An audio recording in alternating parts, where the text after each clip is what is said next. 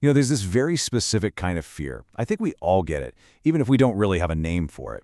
And it's not about being punished. No, it's something different.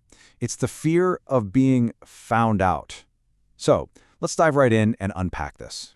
The source material we're looking at today actually calls it a fear with no name. And it's really important to get this distinction. This isn't guilt. Guilt is internal, right? It's something we wrestle with ourselves.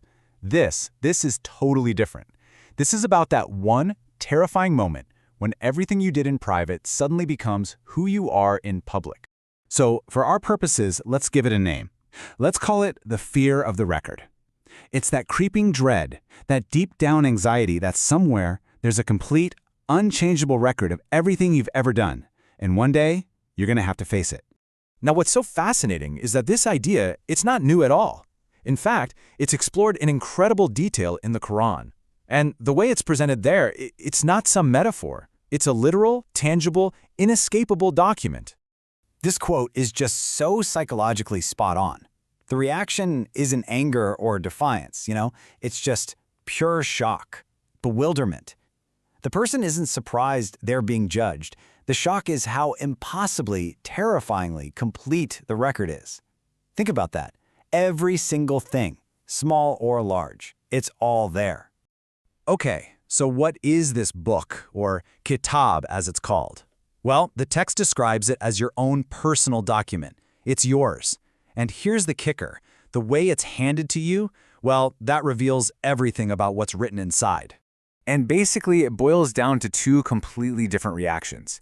If you're handed your record in your right hand, which is a sign of honor, your immediate impulse is transparency. You actually want people to see it. But if it's given to you in your left hand, a sign of shame, your first wish is for everything to just disappear. Total erasure. You'd rather wish for annihilation itself than face what's written in that book. This is just a brilliant illustration of that right-hand reaction. It's a moment of pure confidence, total openness. The person is basically saying, hey, come on, read my record. I always knew I'd be held accountable. There's absolutely nothing to hide. But man, the contrast couldn't be more stark. The person who gets the record in their left hand just collapses. And pay close attention to what they say next. My money cannot help me. All my power is gone.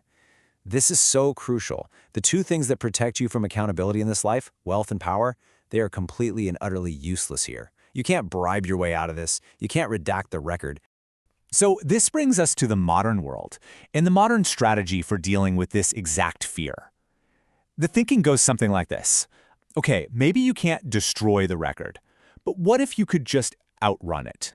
And there is a playbook for this, isn't there? It's not about proving you're innocent. No way. It's a bet on speed and distraction. Generate noise. Flood the zone with competing stories. Redirect everyone's attention. And the goal? Just survive until the next news cycle. Hope that people get tired or bored and just move on. You don't have to erase what you did. You just have to outlast the spotlight. And what's wild is that the source text we're examining calls out this exact strategy. The Arabic word it uses is yasbiqun, which literally means to outrun, to get ahead of something, to escape by being faster. And the response in the text? It's a flat-out dismissal. Wrong indeed is their judgment. It's basically saying this whole calculation is based on a huge mistake, thinking that the 24-hour news cycle is the final judge. All right, so the source then takes this ancient concept and connects it directly to a modern case study. It argues that we can see this exact dynamic playing out right now, today, at the very highest levels of power. So to illustrate the point, the source we're examining presents a very specific and a very controversial case study. It argues that the efforts to keep records related to Jeffrey Epstein under wraps are a real-world example of this outrunning strategy. Now, the source lays out this timeline, claiming it shows a pattern. The argument it makes is this. As pressure is intensifying around Donald Trump's documented connection to Epstein, a major geopolitical crisis was suddenly escalated, specifically to divert public attention. The text we're unpacking here makes a direct link between the timing of military strikes against Iran and an attempt to shift the news cycle away from these damaging records. And then the source connects this alleged behavior directly to this really chilling passage. The argument being made is that a willingness to risk a massive geopolitical crisis just to protect your own personal record, well, that's the modern-day equivalent of this verse. It's presented as the logical conclusion of a mindset that will literally sacrifice anyone or anything to avoid facing what's in their own record. So while this source points to these huge, global-scale attempts to suppress the record, it also brings us right back down to earth. It reminds us that the record itself, it operates on a microscopic level. And this idea is so powerful. It's not just about the big headline-grabbing stuff. The record includes everything. We're talking down to an atom's weight of good or evil. Literally nothing gets missed. The Arabic term for this is mithqala dharratin, and it means exactly what it sounds like, the smallest possible unit, a speck of dust, a tiny particle. So think about what that implies.